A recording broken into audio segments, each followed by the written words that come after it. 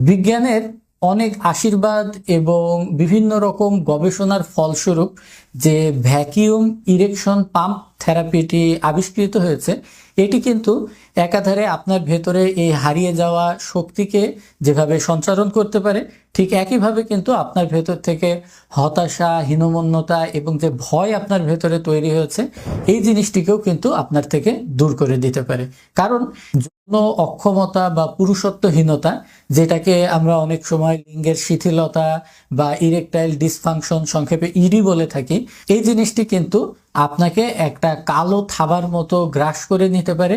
এটা আপনার শারীরিক জীবন, আপনার মানসিক জীবন, এমনকি আপনার আত্মার ভেতরেও কিন্তু একটা প্রভাব ফেলতে পারে। তো আজকে আমরা বিজ্ঞানসম্মত যুক্তি আপনাদের সামনে তুলে ধরব, যার মাধ্যমে আপনি আশ্বস্ত হতে পারবেন যে আপনার ভেতরে থাকা এই সমস্যাটি খুবই সাময়িক এবং নগণ্য। এটাকে আপনি চাইলেই ওভারকাম করে ফেলতে পারেন। এই ডিভাইসটি আপনার গোপনাঙ্গের ভেতরে রক্ত সঞ্চালনটা বৃদ্ধি করবে। এটা কিভাবে কাজ করে? যখন এই ভ্যাকুয়াম পাম্পটি আপনার ডিভাইসের মাধ্যমে এর ভেতর থেকে বাতাসগুলোকে বের করে নেয়, তখন একটা নেতিবাচক বা নেগেটিভ প্রেসারের তৈরি হয়, যার ফলে আপনার লিঙ্গে স্বাভাবিকের থেকে বেশি রক্ত চলাচল হয় এবং এখানে কিন্তু আপনার একটা শক্ত এবং খুব দ্রুত উত্থানের ব্যবস্থা হয়। আমেরিকান ইউরোলজিক্যাল অ্যাসোসিয়েশনের একটা গবেষণাতে দেখা গেছে এই থেরাপি কিন্তু 80 থেকে 90% মানুষের ক্ষেত্রেই সম্পূর্ণরূপে কার্যকারী থাকে।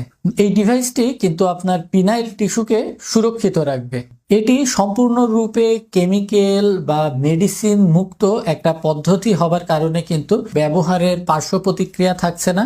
এমনকি বিভিন্ন রকম হার্টের রোগী অথবা জটিল রোগে আক্রান্ত রোগীরাও কিন্তু এই ডিভাইসটি ব্যবহার করতে পারবে এবং এর কারণে কিন্তু কোনো রকম মাথা ব্যথা, মাথা ঘোরানো, রক্তচাপের সমস্যা হওয়া বা হার্ট অ্যাটাকের মতন এই যে ভয়ঙ্কর কিছু ঝুঁকি আছে, যেগুলো ভায়াগ্রা জাতীয় ঔষধ মাত্রাতিরিক্ত ব্যবহারের ফলে বা ডাক্তারের পরামর্শ ব্যতীত ইউজ করলে তৈরি হতে পারে, সেই ভয়গুলো কিন্তু আপনার এখানে থাকছে না। যারা বুদ্ধিমান মানুষ তারা কিন্তু বিজ্ঞান এবং গবেষণার ভিত্তিতেই সিদ্ধান্ত গ্রহণ করে এবং যারা বোকা তারা কিন্তু আবেগের তাড়নাতে কোনো না কোনো ভুল জায়গাতে গিয়ে প্রতারণার শিকার হয়। আমি ডাক্তার আসিফ আনোয়ার, পিজি হাসপাতালের রেসিডেন্ট, আপনাদের সামনে এই ডিভাইসের যাবতীয় প্রকার বৈজ্ঞানিক দিকগুলো তুলে ধরেছি।